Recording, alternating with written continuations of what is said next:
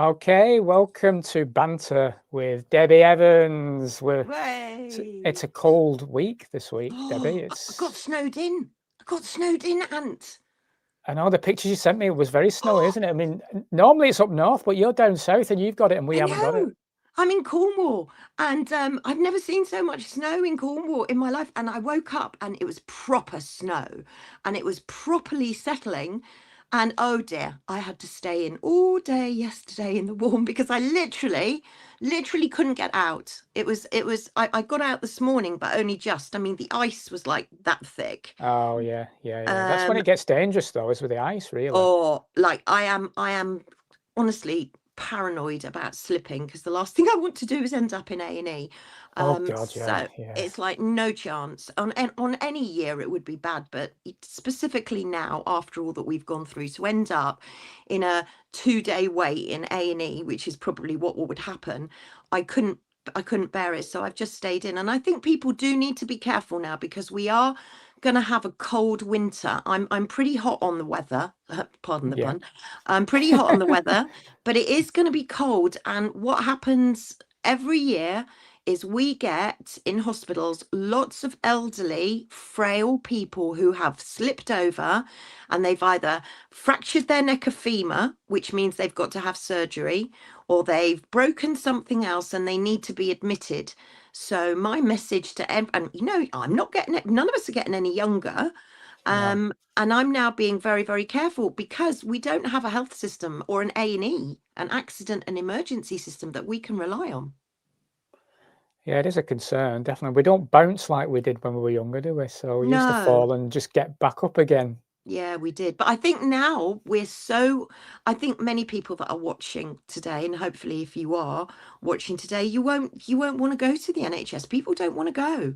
The last thing is, oh no, I'd rather stay at home and be in pain than go to the NHS. That's what people are saying to me.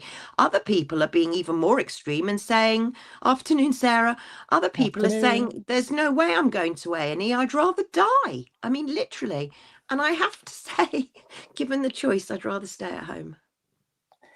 Yeah, well, yesterday though, the COVID inquiry apparently has come to a conclusion. Did you see any of that? I mean, they spent £200 million, I believe, on this COVID inquiry.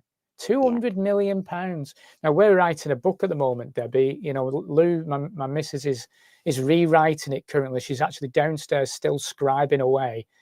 And I very much doubt we'll get 200 million for what will be a much more truthful reflection of what happened. Look, hi Nicola. Hey Nicola. When you think that it's, what is it, £120,000 vaccine injury, but the vaccine damage payment, as they call it, and only literally a handful of people have ever got that. The people that have been injured, the people that have been bereaved, the people that have been constantly asking questions, that have given their time, that have literally sat for hours and hours and hours, probably while grieving or feeling unwell, to provide evidence for this COVID inquiry, when you've got the likes of Matt Hancock brazenly saying that basically they made, loads of mistakes, but they do it all again, only tighter. They're going to lock up more. They're going to do this, do that. And this, to me, the whole COVID inquiry, I find it so offensive. And for anybody that's vaccine injured or vaccine bereaved or midazolammed, and grieving for family members or mental health, anything that went on during that, anybody that's watching that's suffering, I would feel grossly offended and very, very upset that the witness evidence that people have been given has literally, it's been put to one side. I remember speaking to UKCV family, and they spent hours and hours and hours, days and days, weeks and weeks, months researching everything to present for their evidence for Baroness Hallett. Money, who's making a lot of money, for Baroness Hallett to produce this COVID inquiry, which has taken years and years and years and years to do. Sweden did it in a year. And all it is, Anne, is it's another scam. It's a data collect. It's, well, this is an exercise to see how it went. We're not really interested in the people that have been harmed as a result of the whole COVID scam. But we're actually going to take the data now because we want to know what was said, who was affected, how it affected them. This is just an experiment. The COVID inquiry is just an experiment within an experiment because it's data collecting everybody's data. And what's going to happen? What's going to happen after it? Well, normally inquiries don't tend to go anywhere, do they? I think most people that, you know, especially, I remember the 9/11 commissioner report that came out, and the families that had been desperately trying to get answers from that for many years, and unfortunately they use these opportunities to look like they're doing something to the general public, and then they can just brush it all under the carpet. But speaking of Baroness Hallett, I've got a couple of clips. She was on our wonderful Sky News yesterday, so let's just throw this particular clip on, and then I'll ask what your thoughts are. Okay. Face of a novel and deadly virus spreading rapidly around the country, politicians and administrators in the UK government and the devolved administrations were presented with unenviable choices. Whatever decision they took, there was often no right answer or good outcome. They also had to make decisions in conditions of extreme pressure, and initially without access to data or a full understanding of the epidemiological position. To assess what was reasonable, one must therefore put the decisions into proper context. Nonetheless, I can summarize my findings of the response as too little, too late. All four governments failed to appreciate the scale of the threat or the urgency of response it demanded in the early part of 2020, relying in part on misleading assurances that the UK was properly prepared for a pandemic. Once the scientific community and the scientific advisors for each nation had become aware that the virus was causing substantially more cases of moderate or severe respiratory illness in China than was being officially reported, and that it had spread from China, the warning signs were there. The tempo of the response should have been increased. It was not. Okay, so what's your first thoughts there, Debbie? Bullshit. All of it. Bullshit. Yeah, it's pretty much it's offensive, it's vulgar, it's a performance, it's lies, it's a cover-up. That's what it is. It's a cover-up.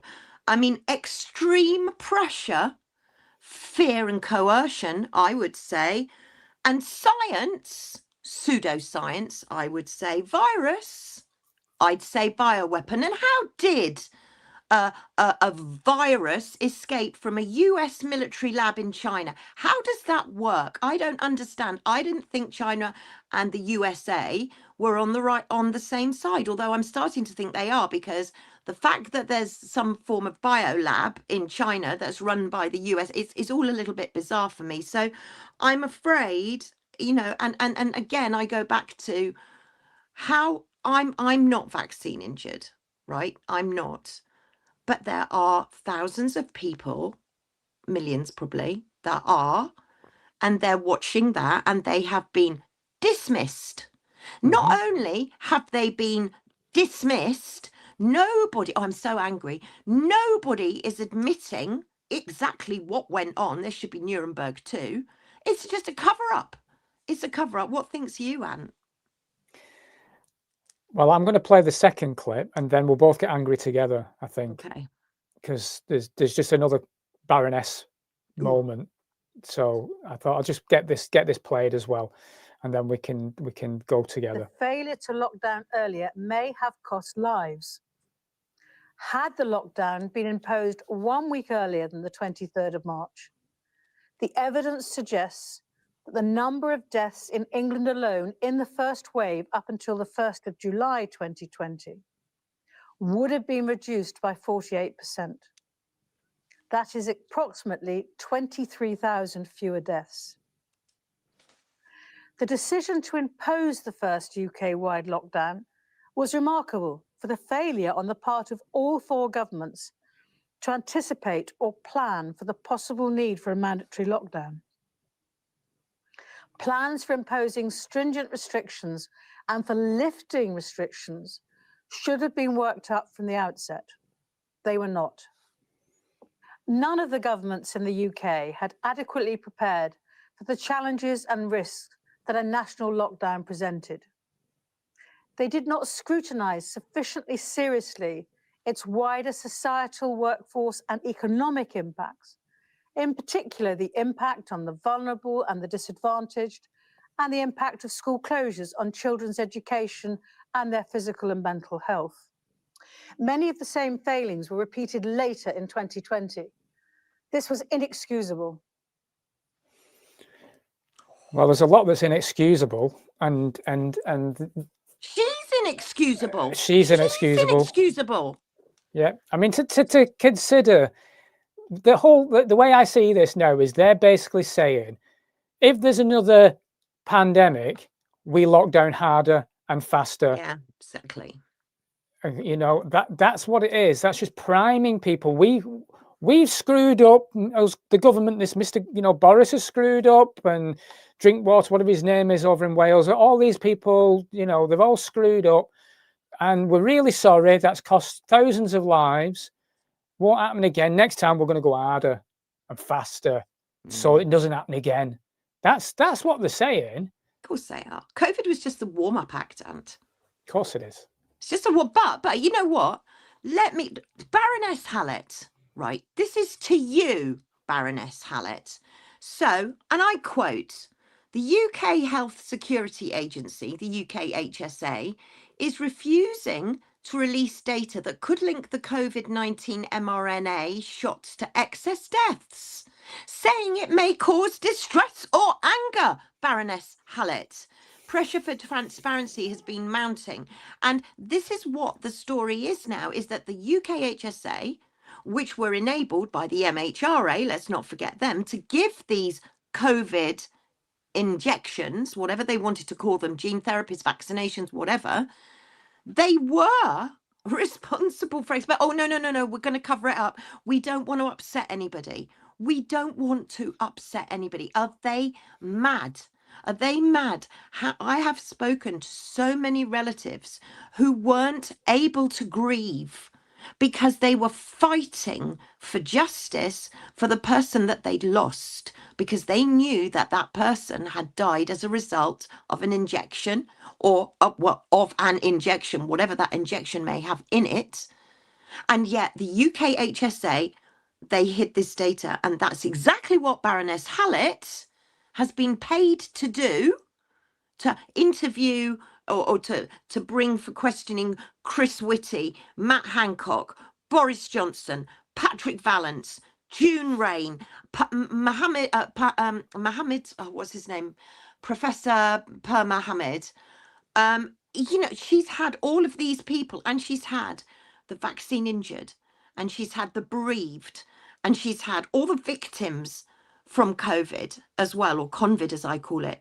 And yet she's just covering it up. It's just like swept under the carpet, because what we're going to do is we're going to put all of that information into a database, because let's face it, data's the new gold, and we're going to use it for the next time. So next time we know who's going to not comply. We know how people are going to where the uprisings are going to be. We know the channels to look out for.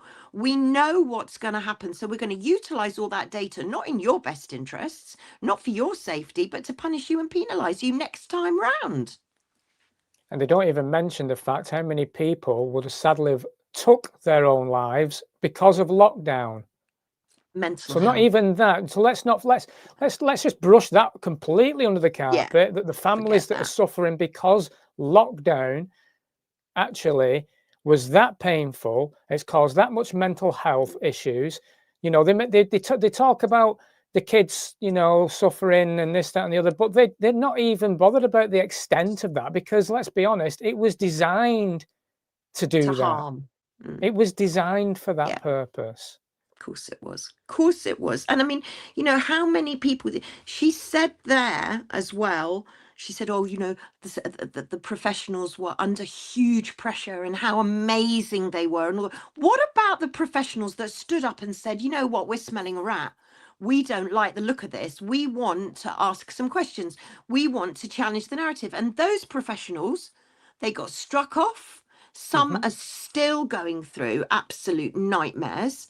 I mean, complete nightmares because they've spoken up. None of those were mentioned. The doctors that have now gone off sick because they were forced. They took the jab themselves and now they can't practice. They're off sick and they can't speak about it either.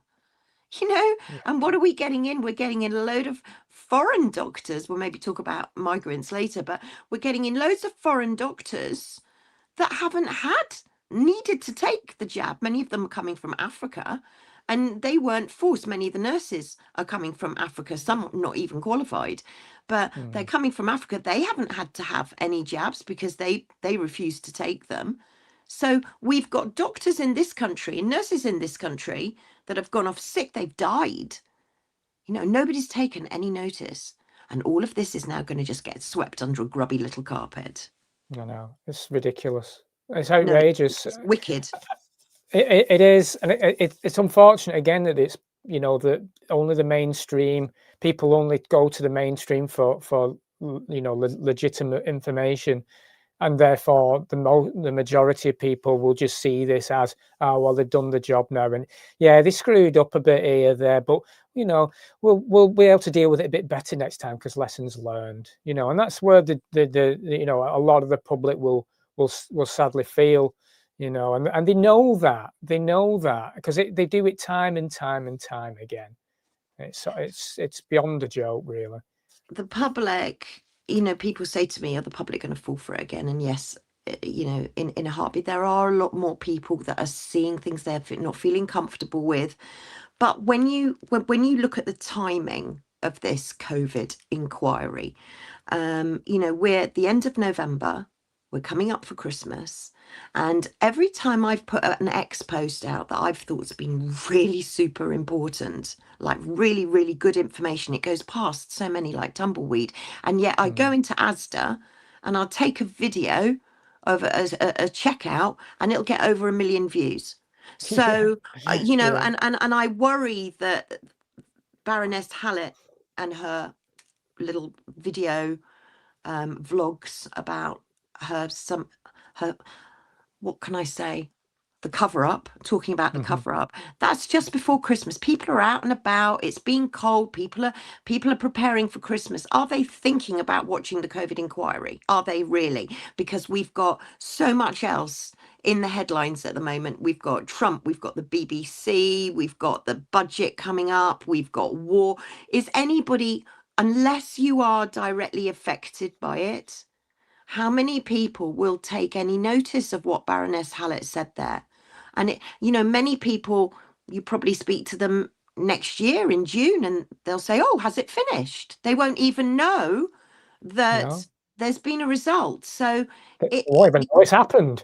No, exactly. So I worry that not enough attention comes to it. But then on the other hand, I get kind of why, because as you said, nothing will come of it.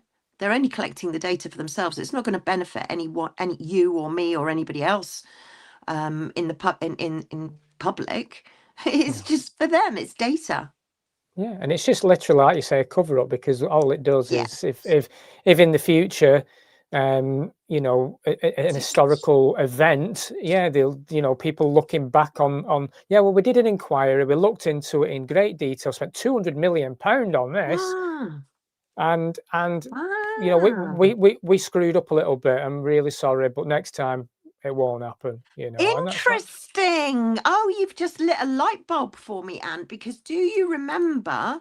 Because what you just said there is, you know, we're going to look back on this. I mean, is COVID going to be another Atlantis, where everything, because there's no written record of anything with COVID. Back in the day when we didn't have the internet, everybody would write things down, but now everything was on Zoom, it was on, it's been stored in some digital cloud somewhere, and there isn't anything written. But you said something very interesting there, and it's just registered in my head. It is a retrospective look at what went on during COVID. And do you remember SPA's pandemic 2025? Yeah, I do, And yeah. that exactly was that. It was somebody in 2029 looking back on the pandemic that that's right. happened in That's right. 2025 and saying, oh, yes, well, we've spoken to this person and we've spoken to that, and this is what happened and that's what happened.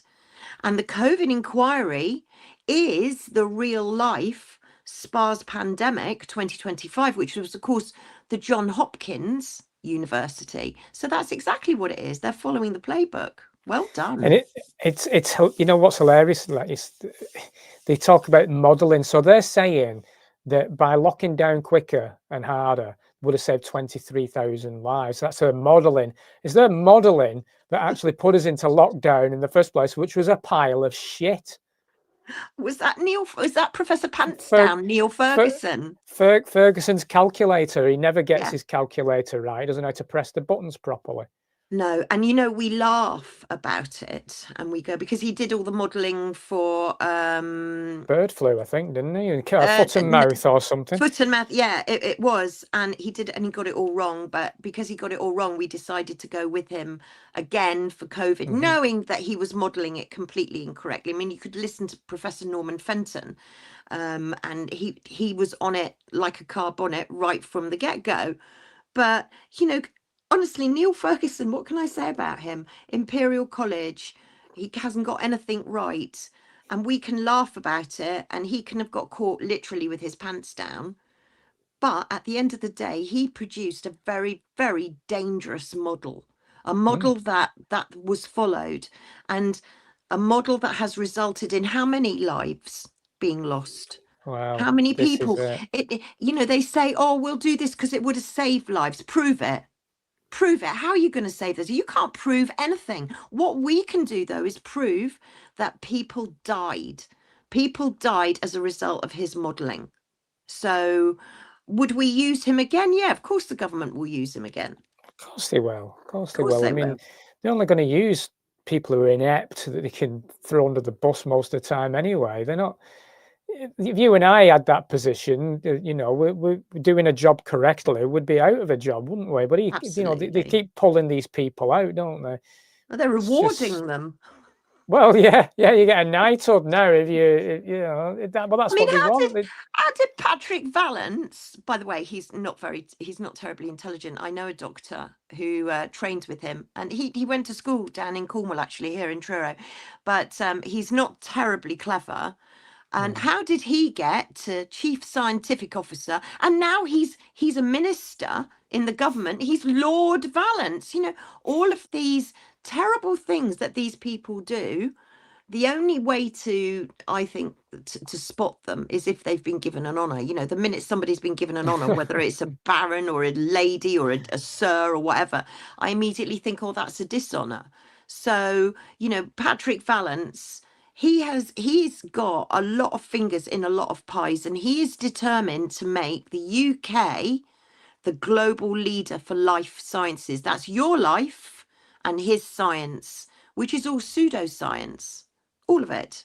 So how did he get there? They get rewarded. They do, Debbie. It's an upside down world, unfortunately. I know. I didn't know there was an upside down house in Liverpool. Did you know there was an upside down house in Liverpool? No, I didn't know that. I'll have to look at that. Oh, well, I was watching one of the auditors, and they went past this. Right. It's in central Liverpool. It's an attraction. Yeah, there's an upside down house. Yeah, there you go. You know that now. It's probably the only one that's actually the right way up. Everything else is exactly. We should all swarm to the upside down house. So moving on, because I know we haven't got a lot of time, and we could talk about the inquiry all day, and I know that, and there's going to be more to come from this over the coming weeks for sure. I'm sure we'll talk about it in more detail, I'd expect. But I noticed I have to go into it a little bit because Trump cracks me up sometimes. You know, it's clown show after all. But the Trump Epstein thing's been in the news quite a lot this week.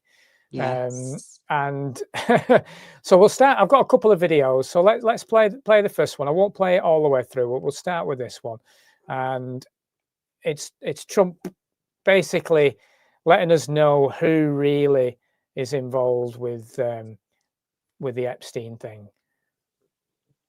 Yeah. Tomorrow, I just want to be super clear on your position.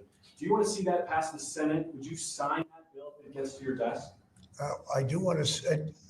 Here's what I want. We have nothing to do with Epstein. The Democrats do. All of his friends were Democrats. You look at this Reid Hoffman. You look at Larry Summers, Bill Clinton. They went to his island all the time, and many others. They're all Democrats. All I want for people to recognize a great job that I've done on pricing, on affordability, because we brought prices way down, but they go way lower, on energy, on ending 8 wars. And I'll stop that one there because I've got quite a few clips. But obviously, straight away, he's passing the buck, but he's Not me. Not me. No, it's nothing to do with me, nothing to do with it. But I have got a few clips, you see, and there's like a couple of minutes where he's talking about energy prices. Like, we're not interested in that. Let's get to the nitty gritty of things, you know. But Marjorie Taylor Greene is involved with the sort of the Epstein bit of an inquiry, I suppose, in a way. She's helping the victims at the moment to try and release the files. And obviously, Marjorie Greene is someone who has stood by Trump considerably in helping him win the presidential candidate again. So this is an interesting little clip from Marjorie, and I'll be interested to know what you feel listening to her here. I was called a traitor by a man that I fought for 6 years for. And I gave him my loyalty for free. I won my first election without his endorsement, beating 8 men in a primary. And I've never owed him anything, but I fought for him for the policies and for America first. And he called me a traitor for standing with these women and refusing to take my name off the discharge petition. Let me tell you what a traitor is. A traitor is an American that serves foreign countries and themselves. A patriot is an American that serves the United States of America and Americans like the women standing behind me. Powerful. Yeah, she's quite a powerful lady, isn't she? She comes across really well, actually. She did. Yeah, he doesn't like. I don't think he likes powerful women, though. I think that's something. Does he like? He only likes people that love him. You've got to love him and not say anything bad about him. You've got to worship him. Yeah. Who thinks that? Do you know what? For anybody that's watching, please will you answer? Does anybody still think that actually Trump's? Oh, and I'm just going to say it. People seem to think that Trump's coming in to save people, and for me, Trump is just as bad as the rest of them because, thank you, yes, Sarah, because at the end of the day, look at Warp Speed, look at Stargate Project, it's like watching JR in Dallas. It's like watching some awful gaudy soap. And does anybody think Trump's coming in to save us? Please tell me you don't think Trump's coming in. It's really not. It's really not.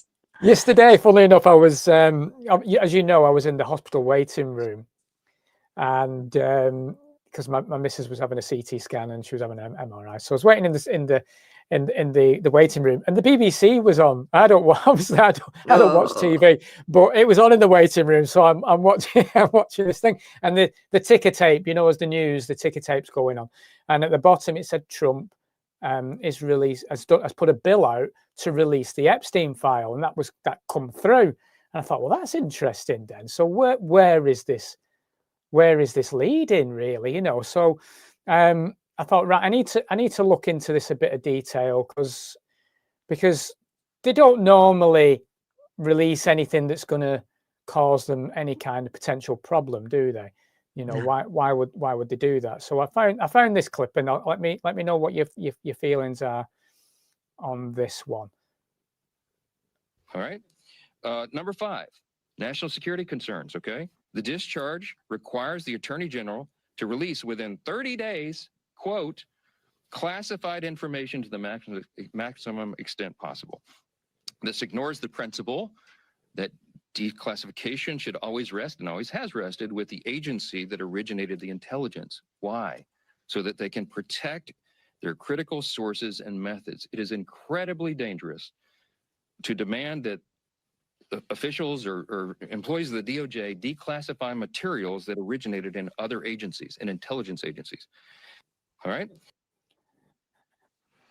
So, I mean, I don't know what you think, but straight away, that's saying to me they're not going to be releasing anything. It's all redacted as it was before. Exactly. I mean, if anything is released, it's going to be a piece of white paper with a load of black lines on it. We know that. And I mean, we've heard so much, haven't we, about the involvement of, or the alleged involvement of Trump and Epstein, and what Trump knows, and gifts that Trump was given by Epstein and his pals.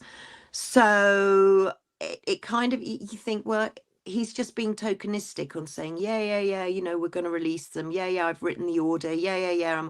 Oh, rubbish. He's hiding. Everything's going to be hidden. It always is. It's like the COVID inquiry. Everything's going to be hidden. And we won't be privy to it. And we're all waiting. Oh, yes, you know, it's going to be this, it's going to be that. Andrew Mountbatten Windsor, he's obviously been one big scapegoat because it goes far deeper. So it'll be interesting, I think, regardless of what comes out in the Epstein papers, in who's going to throw someone else under the bus first, because we've got a lot of people with a lot of grudges and a lot of information, and it seems that little leaks are coming out here and there and everywhere, and more people would stand now to make more money if they spoke up. So and we've heard that Ghislaine Maxwell, she's in a camp, she's in one of these prison camps, so she could be released within the next few months. And so regardless of what Trump authorizes and what actually physically comes out of the printer, I think there's a lot of people with loose lips sink ships. So I think it's a story that's just going to go on and on and on. And let's see what happens. What do you think? Yeah, I agree with you. And I wouldn't be surprised if the likes of, I wouldn't be surprised at all if Epstein is wandering around free somewhere anyway. You know, I think there's a lot of blackmail. We know that people that get into these powerful puppet areas, generally they've got something on them. Otherwise, they wouldn't allow them there, so they can control them. So, speaking of things that have been leaked, I'll get to this in a bit. I've got a couple of things I'll show you, and then I'll get to what was a leak at the beginning of the week, which made me laugh. So, but let me show you. He had the Saudi prince with him this week, and a reporter asked him a question about Epstein in front of the Saudi prince. He wasn't happy about this. Is that pretty good? Mr. President, why wait for Congress to release the Epstein files? Why not just do it now? You know, it's not the question that I mind, it's your attitude. I think you are a terrible reporter. But it's the way you ask these questions. You start off with a man who's highly respected, asking him a horrible, insubordinate, and just a terrible question. And you could even ask that same exact question nicely. You're all psyched up. Somebody psychs you over at ABC. They're going to psych it. You're a terrible person and a terrible reporter. As far as the Epstein files I have nothing to do with Jeffrey Epstein. I threw him out of my club many years ago because I thought he was a sick pervert. But I guess I turned out to be right. But you know who does have? Bill Clinton, Larry Summers, who ran Harvard, was with him every single night, every single weekend. They lived together. They went to his island many times. I never did. Andrew Weissman here. All these guys were friends of his. You don't even talk about those people. You just keep going on the Epstein files. And what the Epstein is a Democrat hoax to try and get me not to be able to talk about the $21 trillion that I talked about today. It's a hoax. Now, I just got a little report, and I put it in my pocket, of all the money that he's given to Democrats. He gave me none, zero, no money to me, but he gave money to Democrats. And people are wise to your hoax. And ABC's is your company, your crappy company, is one of the perpetrators. And I'll tell you something. I think the license should be taken away from ABC because your news is so fake and it's so wrong.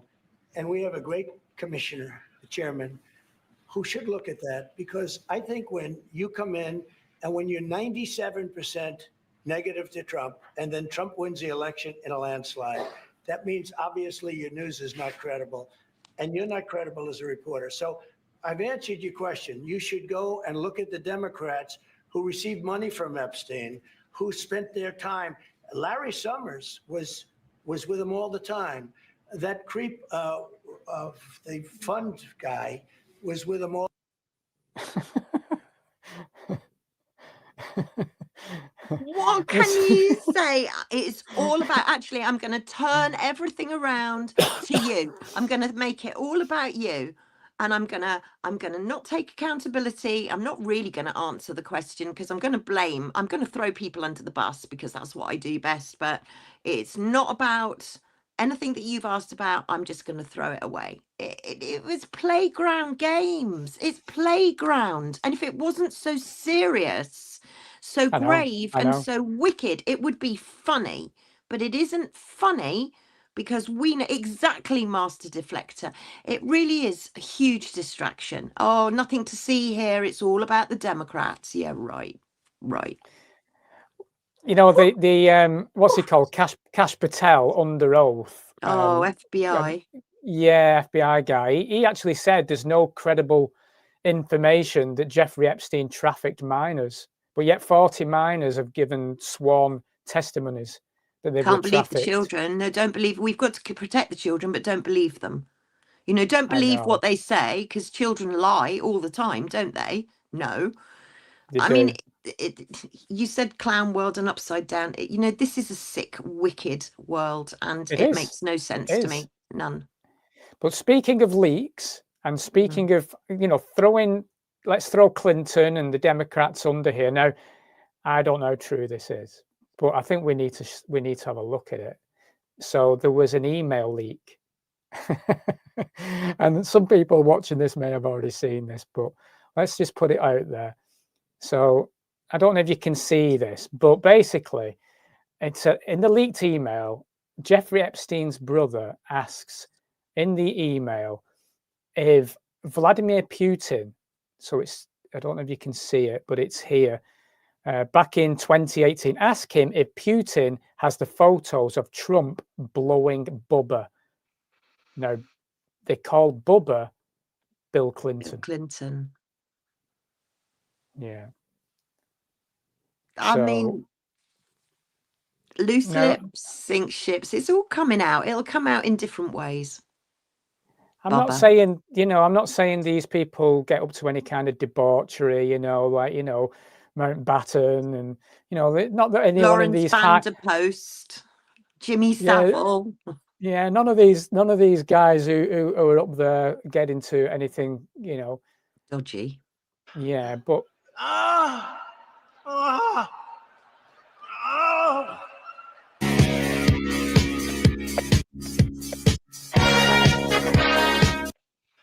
what do you think about that? I can't. I've no words. Not at lunchtime. I mean, you know, it's most unfortunate. I would say most unfortunate. But I mean, clearly, you know, the man is he's a performer. He's a performer. He's a TV star. He's out for the cameras. He's an actor. Adoration. He is an actor. I don't know why we just don't say what he is right from the get-go, but honestly, I mean, Trump is not here to save us. Trump is just a distraction.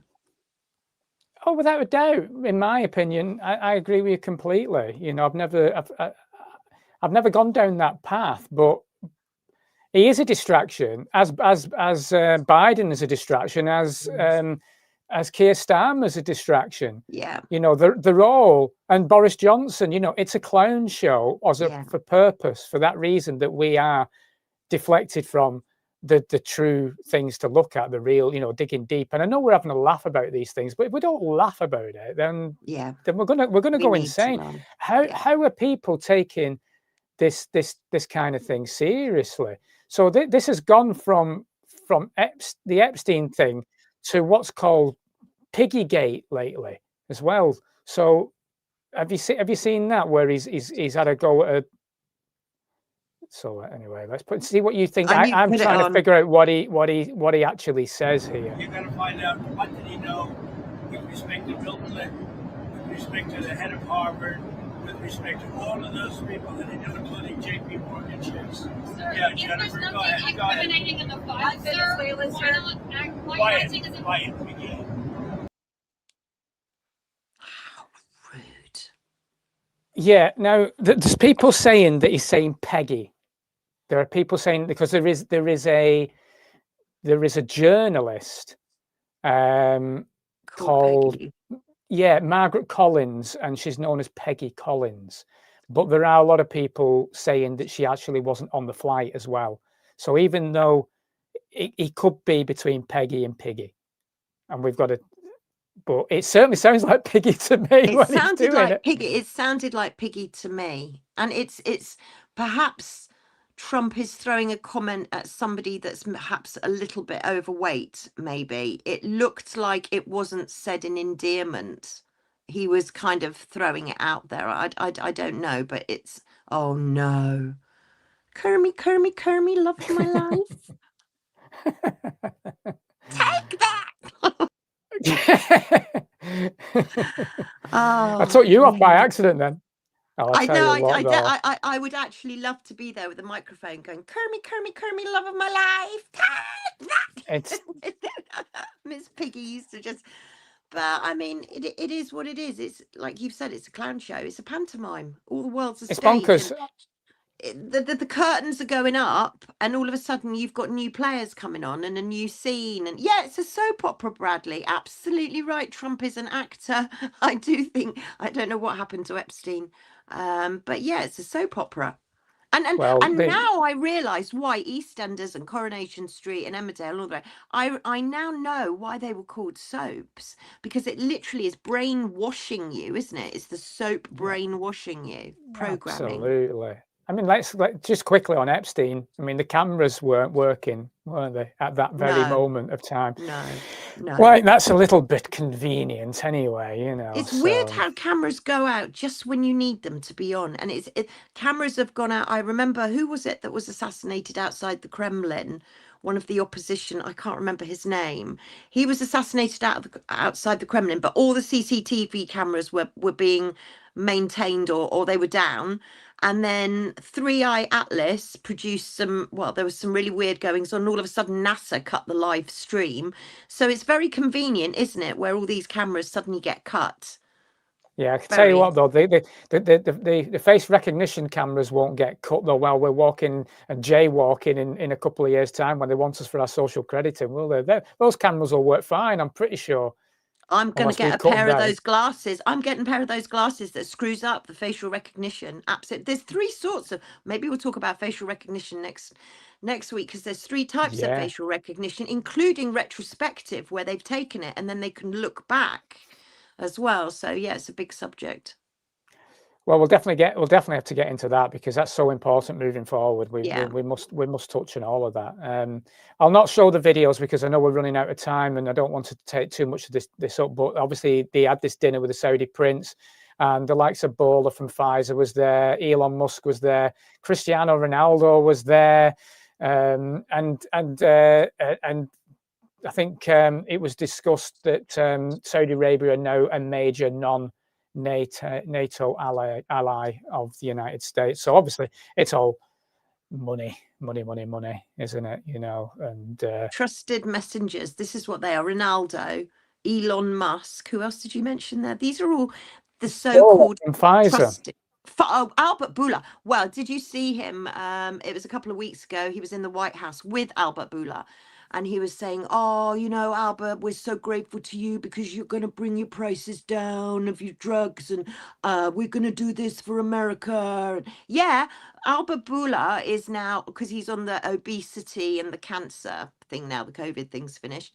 And he's bringing all the prices down for Americans to make America great again. And in the process, prices will shoot up in Europe and the UK, making life very well. We're going to be the experimental lab rats anyway, but Albert Bourla is like that. And you know, don't forget Albert Bourla, Pfizer injections. Look what happened to that pharmaceutical rep in the White Office. We showed it, that he collapsed and RFK just walked straight out of the office. He was gone. Yeah, off he went. And you know, Albert Bourla spends a lot of time with Trump, so I've heard. Pfizer seems to be, makes you. But yeah, they're coming to save us. But there you go. No, they're not. They're absolutely not. And I think anybody that's watching us now will know that Trump is definitely not here to save us. And if anybody is watching and still thinking that Trump's here to say, I'm so sorry to have disappointed you. Debbie, what do you know about Dr. Helen Weberly? I don't. I'd love to find out though. Okay, I've only come across this lady this week, and yeah, I think you'll lose your shit in a second, to be honest with you. So again, you know, I'll just let's play this. This guy's quite good on GB News. 2-year-old son came up to me the other day. I went back home to the UK, and he said, "Daddy, I'm going to have a baby." And I said, "Zach, you can't have a baby because you're a boy. You're a man. You can't have babies." And he said, "Well, I'm going to be a girl. I want to be a girl." What would you have said to him if you were me? Well, I wouldn't have said, "Zach, you're a boy and boys can't have babies," because that's absolutely not true. So, I mean, I don't know what your parenting is like. And you don't think think boys can have babies? You mean males? Yes. Yes. You think males? Sorry, you think males can have babies? Yes. Right. I mean, do you want me to explain? Yes, please. Yeah. So, transgender males have a womb, a uterus, and ovaries. Okay, so they were born, if you like, female, and but they actually identify as male. So we refer to them as males. They have ovaries, a womb, a uterus, a vagina, and that means you can carry a baby. Transgender males being women. Well, that's extremely disrespectful to transgender males. I don't. Well, they are women, aren't they? They're biological women. They are males. Well, if they're males, what do you mean by biological women? Well, hang on a minute. If they're males, why do you call them transgender males? Why put transgender in the? Transgender is an adjective. Right, but if they just call them males, then why do you call them transgender males? No problem at all. So you're changing that now? No, I'm not changing that. You said can males have babies, and I said yes, males can have babies. Well, all over your website, you refer to transgender women, transgender males. If these people are genuinely male and female, why do you call them transgender? Well, why do we use adjectives for anything? If you're clarifying, if you're teaching somebody like I'm teaching you now, you need to clarify. And there you go. So instead of this is interesting. So instead of telling my 2-year-old son, as I did, Zach, you can't have kids. You're a boy. I think that's sad. You think that's sad? I do. I think, you know, if my son... Do you know what it did? Do you know what it did? He said, "Oh, okay, Daddy, that's fine." And the next day he said, "Daddy, I'm Spider-Man." Would you want me to entertain that conversation and say, "Well, Zach, maybe you are What do you Spider-Man"? say? "Oh, God, no, you're not Spider-Man. Oh, God, Zach, you can't be a girl. God, Zach, you can't be Spider-Man." Or can't we just let children explore? 2 is an amazing age to explore. Why aren't we letting our children explore? I actually feel sorry for Zach right now. Oh, well, sorry. Okay, well, I don't, because Zach has never mentioned becoming a girl again. Who is she? Do you like her? Dr. Helen Weberly. How did she become a doctor? But hang on a minute. How did she get on there? What makes her... Walk my way, Dr. Weberly. Walk my way. Oh. She's in America at the moment. She's in Washington, D.C., letting what? people know that gender-affirming care is finally becoming more accessible and more affordable. I think like for £30 a month or something stupid like that. Well, good on that GB. Who's that GB News reporter? He was good. But he was good. Yeah, he was good. Give him credit. He was good. He did, because she was getting really kind of like almost defensive. She was very defensive. She really was. But I mean, I felt like you know, the late Nikki, I forget her surname now. She was in Big Brother. She had anorexia. I mean, she coined the phrase, you know, who is she? And that's exactly what I thought when I saw it. It's like, who the heck is she? And no, she's not, she can't be human. She can't be if she's thinking there are boys and there are girls. End of. Let's not even go to anything. They've got girls and boys. Girls will be girls and boys will be boys. End of. Oh, it's mental though, Debbie, isn't it? It's mental. It's But terrifying. people will listen to this person. You know, this is the thing. You know, people will listen to this. How does she become a doctor? What's she a doctor? I've no idea. I've no idea. That's why I'm some homework for you now, there, Debbie. I'm going to be looking at this woman. I am. It's like, who the hell are you? Who? Honestly, no words. No words. No words at all. No words at all. Horrified. Let's move. Let's oh, you got the smoke coming out of my head today, haven't you, Anne? Thanks for that. I'm on fire. Well, I thought that might piss you off. Okay, so you sent me this one, and I actually saw it earlier in the week, and it's the Mayor of London candidate, Mr. bANTer, on the 15-minute cities, and I think it's worth listening to. I think people need to listen to this actually. So let's play this. It's all common sense. The 15-minute cities is something that the WEF has created called C40, and it's called C40 cities. I would urge you to certainly look on the internet about it, and then go to all of the TikTokers and see what they're really saying. Basically, you won't be able to drive a petrol or diesel car anymore. You'll have to buy electric. If you want food, you will get a calorie-controlled system sent to you by text saying, this is what you can eat today. This is what you can have today. If you violate any of these things, they'll freeze your bank account. That is the next step. These are stages in which they're going to implement this stuff. And this was signed up by the WEF, and the WEF has signed up with our mayor in London as the chair. And he has gone around the world to communicate this C40 to all of the countries in the world. And most of the countries are looking at adopting it. Now, I am going to abolish it. It is a hopeless position. We are going to be in an open prison, or shall we say a COVID, for the rest of our lives. We will not be able to work unless it's in our 15-minute city. It's diabolical. It's not this is not the right thing. And it's been hidden from the public. No one's talking about it. And no one is talking about it. And it's quite, there's a lot of stealth things happening, Debbie. The physical infrastructures for the 15-minute cities, and they don't call it 15-minute cities anymore because the councils realised people were having a bit of backlash, so they've changed the name on that, but it's not stopped them doing what they're doing. The infrastructures are continuing. I know in my local areas, you know, up here in the northwest, of these cameras that are going up that not just recognise number plates, but obviously a facial recognition. They're putting everything in place. And we need to look into our local areas. We need to start looking into our local areas and questioning, why are these cameras and what are they being used for? Now, obviously, us that deep dive into this know what they're for, but the general public are not questioning this as it's then linked to digital ID. The prison that is being created digitally for our children and our grandchildren. This is so important right now. Hugely important, and you're right, and so is he. You know, people aren't talking about 15-minute cities, and they're calling them in more rural areas neighborhood zones now. They're zoning that they're into neighborhood zones. But I remember speaking to Celeste Solum about 3 years ago, and she said to me, you're going to be allocated a tablet a day, which will be 5 calories or 10 calories or whatever. And you're right, you know, you'll be allocated your calorific allowance. This is all coming into being. And if nobody believes me, go and have a look at the government select committee, which was only a few days ago. And Claire Wills Harrison has written a lot about this, some amazing stuff on her Substack.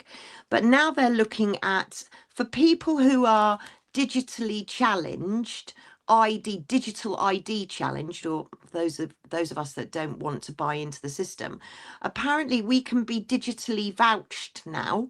So if somebody else that we know that's known us, do you remember when we used to go to the post office and we used to ask the postmaster if he could sign the back of our passport as the person that, you know, or a police officer that you happen to know, or somebody with a professional standing, a lawyer, maybe a friend of the family, and you could get them, or you'd have to pay the GP to sign the back of your passport to verify.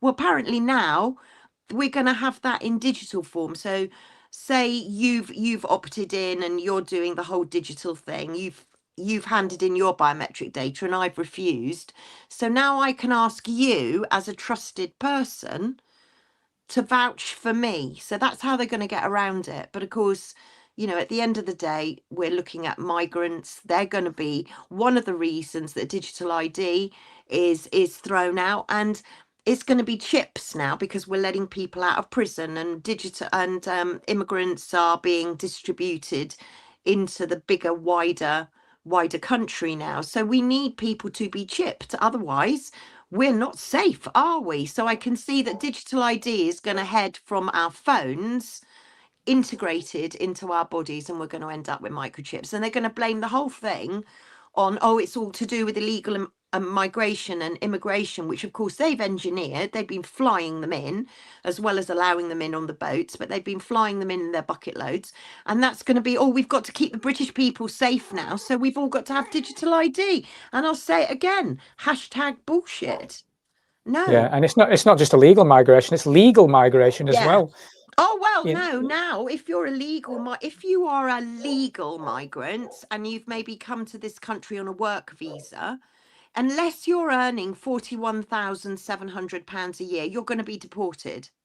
So we've got, I can't remember the figure, I think it's about 1,200 or 1,500 police officers that are going to be deported because they're not earning the minimum amount, the 41,000. Can you imagine the amount in the care sector and in the NHS that have come on work visas? And we're invited, please come, because we haven't got enough nurses. We were taking nurses from red countries that shouldn't be giving nurses, like Nepal, for example.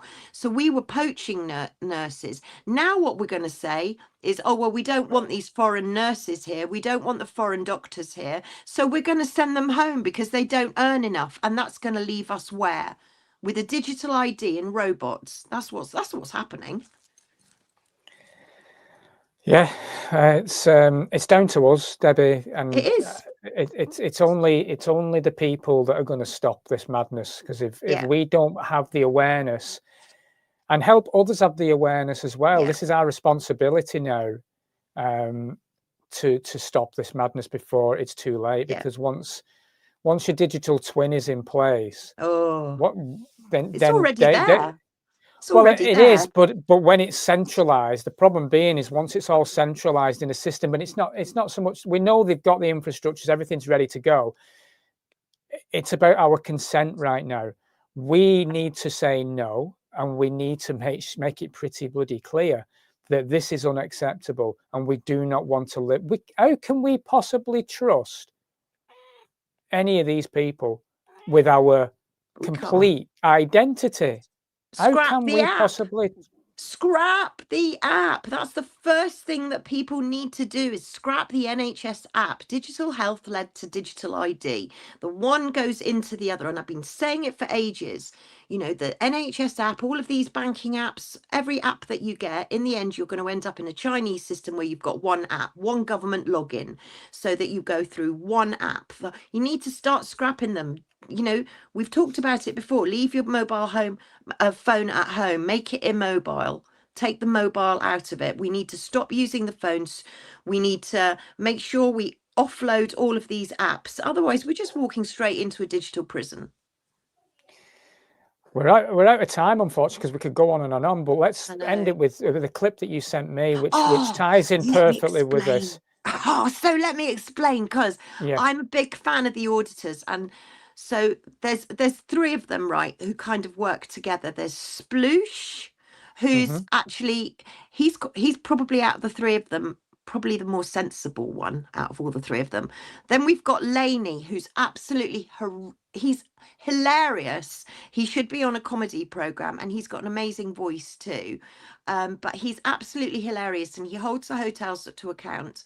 And he walked into a hotel, and the guy at the desk said, "Who are you?" And he just went, "I'm Rishmik, room 22." And he got in, and he got to see. So now his kind of code call is Rishmik, room 22. Then he got involved with another guy called Stripey, who's an auditor. And Stripey is your leather jacket, hair gel, very trendy young man who drives a Mustang. Now, the three of them liaised together. Lane got arrested, and he's been banned from every single migrant hotel. He's not allowed to be within 100 meters of every single migrant hotel, and he's waiting to go to court. So these auditors, you know, they are being held to account, and they're having a pretty tough time, but they honestly... So this clip, they decided that because Laney, Rishmik room 22, because he couldn't go to the migrant hotels, they decided they'd go to the migrants. So he said, you know what, I've got a dinghy. Let's just launch it in Dover like you do. And Stripey turns up in his Mustang, in his leather jacket. He's never been on a dinghy before. He's not really up for it. Sploosh is filming it. And Laney is trying to launch it. Well, of course, the police end up coming, the harbour, like, what are you guys doing? And they're going, well, we're going fishing. Fishing for what? Says the policeman. The dinghy upturns. It's complete. It's like Del Boy and Rodney, honestly. And somebody has put music to them trying to launch this dinghy where they're getting soaking wet. They're getting questioned. And I think it's good old gutsy British humour. You know, probably people from another country, they might not get the British humour. And I just thought, this is amazing. And I just hope you enjoy. Just show a bit, because I literally belly laugh every time I see it. Have a look. Oh, beautiful pussycat. Yeah, she's not shut up, has she? Oh, she's lovely. I'll put it on. I'll say goodbye now, though. We'll see you next week, Debbie. Let's play out because with we'll play it. I think it may Enjoy. not play at all because it might end up with an advert if it's a YouTube clip. But if it does, I'll stop sharing. But thanks for everyone that's joined us again today, and Thank you. We'll have more madness to talk about next week for sure. Loads more. Enjoy the film. Let's put it out there. Laugh, just laugh. Oh, two lads bold with a boat so small. At Dover's beach, they gave it their all. 3 hours long they wrestled the tide. Capsized thrice, but refused to hide. Heave-ho, they gave it a go. 3 hours later, not a fish to show. Tipped and soaked, they've still got pride. 2 soggy sailors on a bumpy ride. Finally, Rishmik wriggled inside. A victory cheer he could not hide. He sailed to the dock with a cheeky grin to pick up Stripey and begin their sea spin. Heave-ho, they gave it a go. 3 hours later, not a fish to show. Tipped and soaked, they've still got pride. 2 soggy sailors on a bumpy ride. The harbor master walked up slow. Radio lessons you first must know. They nodded fast, pretended keen, like honest sailors never seen. Heave-ho, they gave it a go. 3 hours later, not a fish to show. Tipped and soaked, they've still got pride. 2 soggy sailors on a bumpy ride.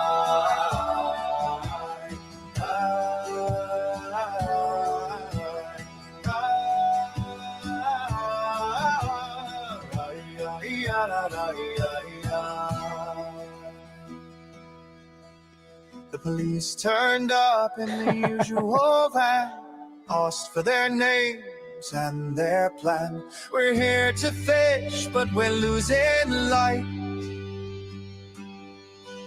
If we're not detained, we're off. Good night. 20 minutes in the sea, mocked their toil. No bites, no nibbles, not a fin in the boil. Heave-ho, they gave it a go. 3 hours later, not a fish to show. Heave-ho, they gave it a go.